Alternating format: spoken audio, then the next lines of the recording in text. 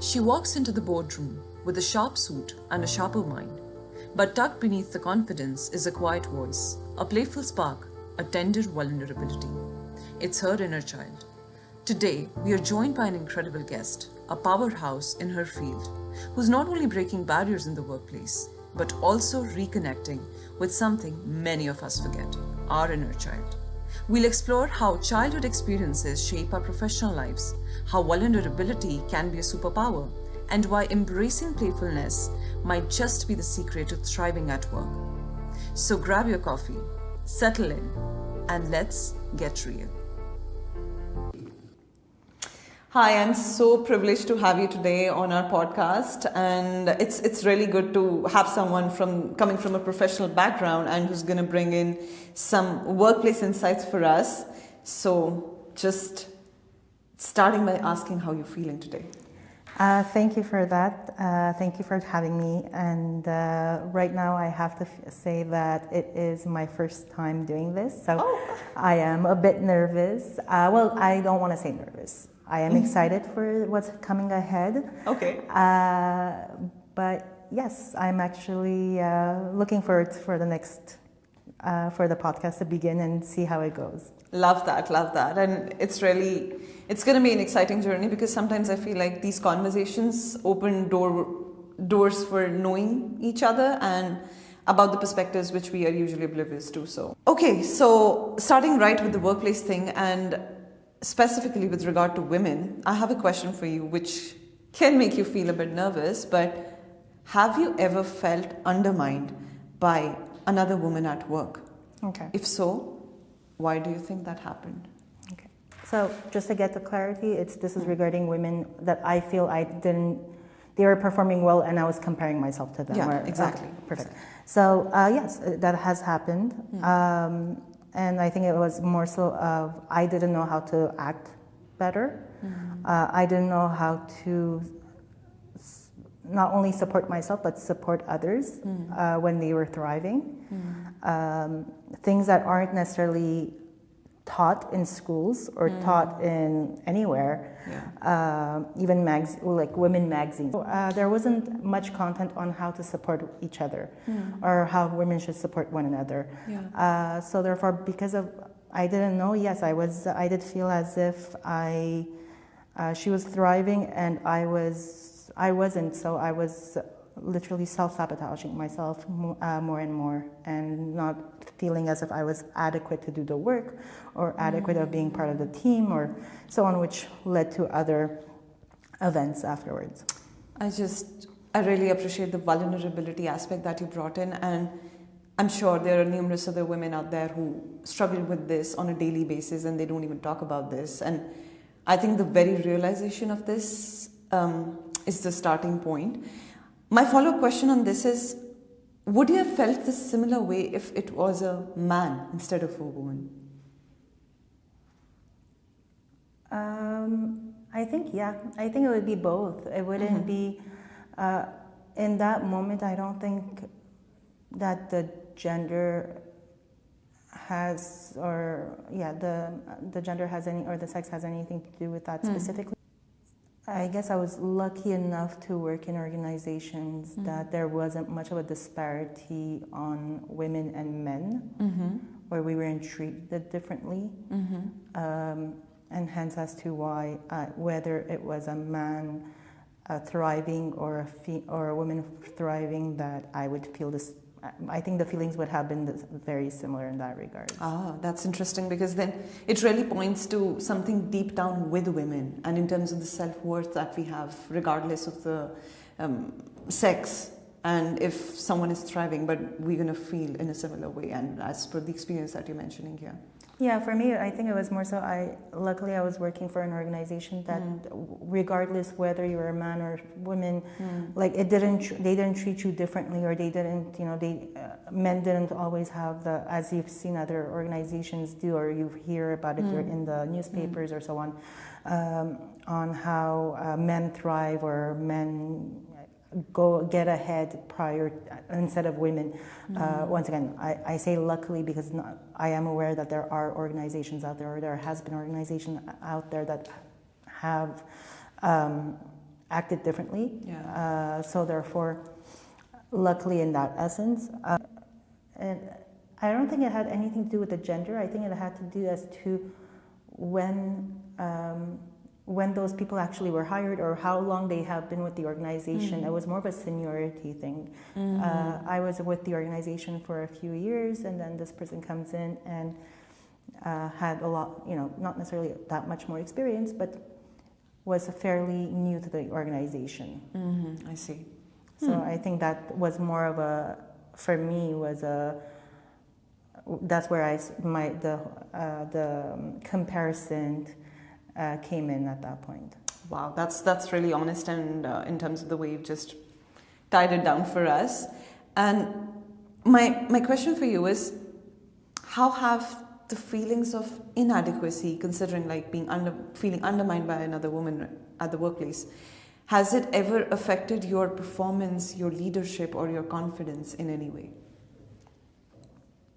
Your own sense of or feeling of inadequacy? That's a good question. So my work would always remain the same, at the same rate, if not higher. I would always try to make up for it. So whether staying a little later at work, whether doing a little more, giving more of my time to the organization. And it wasn't necessarily to compete with this woman or compete with the other person, whether women or man, but it was more so it was more of my own self-worth. It wasn't external, it was very internal for me. So it was more so like, okay, I have to do this in order to prove to myself, not to prove to them, because they were already aware of the work that I was able to provide.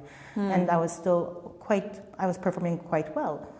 But within myself, I never thought that I was at the level as I should be based on age, based on social status, based on whatever imaginary thing that I had in my mind at that moment in time. So I can't even remember right now. But overall, I think that was it. And so I was always trying to prove to myself that I am worthy. I'm worthy of this. I'm worthy of the work that I'm doing. I'm worthy of the title that I have. I'm worthy of the company I work at. I'm worthy of this, and I'm valued and I'm validated. And I think that's where I've struggled with in the past quite a bit.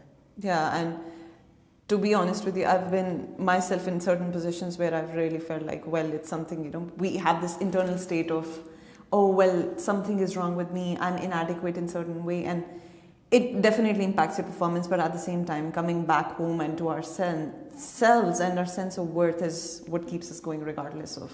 Because the society is going to do its own things. Oh, 100%. Right? Until you become self-aware, and I think that took a little while for me. I'm not just I think it was after something completely outside of my professional realm, more of a personal, in my personal life, something I was going through, and then I decided to start venturing off into basically jumping into my fear and doing certain things to kind of get over certain fears. Yeah. And that's when I started realizing that my inner thoughts, but this is the whole self-sabotaging or the inner voice and being self-aware has been a journey since, I would say, for over 12 plus years. Lovely. Yeah. That's really impressive. And just tying it back to the sabotage thing that you're mentioning, and sometimes the inner voice, because most of the times it's not the societies which is going to be critical, it's our inner voice, which further attacks us even in a more serious way, because the society it's ready to doubt you at every place, in every opportunity that you're going to undertake. And talking about this specifically, have you ever had this experience, and what was the most self-destructive thought you've had after a professional win, if you've ever had any? Oh, yes. That would be, I think it would be the imposter syndrome that would kick in. I was proud of myself of succeeding something, but then eventually, and even if people were congratulating me or not, after I don't know how long after, but eventually I remember getting having the feeling of imposter syndrome, and I didn't know it was called imposter syndrome. So I didn't know that everybody else was going through this as well. I thought I was the only one. So feeling alone in that that feeling and constant feeling of that, and when everyone around you is like, oh, I'm so proud of you that you got to do this and you're so amazing, or I can't believe you got to succeed doing whatever project or whatever milestone in your life, and you just don't feel it. You are just like, I'm just trying to stay afloat to make sure that people don't realize what this isn't like, for people not to realize that I'm an imposter because I don't necessarily have probably the experience or the education or the know-hows or the whatever. But then through many years and many years of going through this, I recognize that now, and I get comfortable. And even though sometimes it creeps in, I try to really have that one-on-one moment conversation with my imposter syndrome now. I have a bit more of a love-hate situation with the imposter syndrome whenever it comes in. It's a person in your life, Yes, exactly. It's another, it's at least I could say that it was an entity within me, and now it's like, okay, I could have a conversation and recognize and rationalize and move forward because of the tools that I currently have. In the past I didn't, so it was a lot more difficult to keep moving forward. And even though I think that was also a drive for me to move forward, whether professionally or personally, to move towards my goal, to become as educated or adequate or experienced, and getting myself involved in so many things in order for me to show to myself that yes, you are worthy and you know what you're talking about. So I think also just for everybody out there, imposter syndrome is something real and everyone goes through it. And we should have more conversations about that, actually. Love that. And honestly, when you were narrating this entire experience, it spoke to me because I've been in exactly similar position when I started my degree, and I was absolutely in a state of imposter syndrome, and I didn't even know that there is a word for it. Exactly as you mentioned, and I felt so alone. I would question myself, I would cry, there would be nights where I'd be like, oh, I'm just not feeling fine. And people would come and appreciate me like, wow, you're doing so good, what a life, and you've just accomplished so much, and you don't feel it. You don't even feel like taking it. And just working through it and making an effort to really converse and know that it's just a voice in your head. You need to sit with it rather than using distractions. It's very easy. I often use it in the podcast and saying, oh, well, we find distractions, social media or watch Netflix or just hang out with a friend and just try to dismiss those feelings. The more we dismiss, the more it's going to bottle up. I agree and disagree with you in that regards. The reason is that I feel like ostriching is where we kind of dismiss it, and I can't seem to remember who was the author. She wrote a few books. One of them is called The F Down. And she actually mentioned what is ostriching. Okay. And what it basically is that when ostriches, they just put their head in the soil. At one point, that's basically what we're doing. And there is a need for that because for a moment there, even though it's in the background, I feel that I'm a lot more self-aware now than I used to be, but I am aware that sometimes I'll tell myself, it's okay, you're ostriching, it's okay, you need to, because right now you need that clarity to take a step back, even though you're not technically taking a step back because it's still running in your background, in your mind. Yeah, exactly. But you're not actioning it. And sometimes just to have that little disconnect of not actioning anything and just taking maybe a night or two ostriching and then coming up with a plan might be a little helpful. Right. But I do also recognize that my ostriching, or the way I wasn't doing anything, getting distracted with social media, everything and anything in between, games, oh man, phone games on my cell phone or my mobile, man, that was another level of intensity.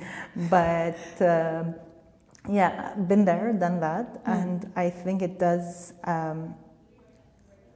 In all of this, the one thing I believe for myself that helped me a great deal was the self-awareness piece. And when it comes to, and training, maybe training is not the right word, but getting yourself immersed on how to become self-aware